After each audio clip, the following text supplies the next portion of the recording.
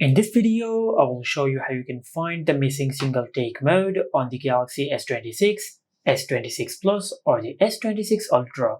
Now if the single take mode is missing from the camera app of your Samsung phone, now to fix this issue, first of all, just open the app drawer and from here just look for the Galaxy Store. Then in the search bar just search this.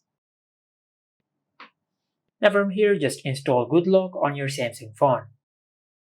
If it is already installed, then just tap on open.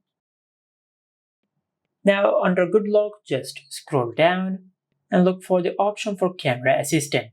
Now just tap on Camera Assistant, then tap on the download icon. From here, just tap on the play button and open the Camera Assistant settings. Now on this page, just scroll down and under Additional Modes, you will find the option for Single Take. Now just enable the toggle for Single Take. And after you do that, now if you go to your home screen and if you open the camera app, now let's tap on more.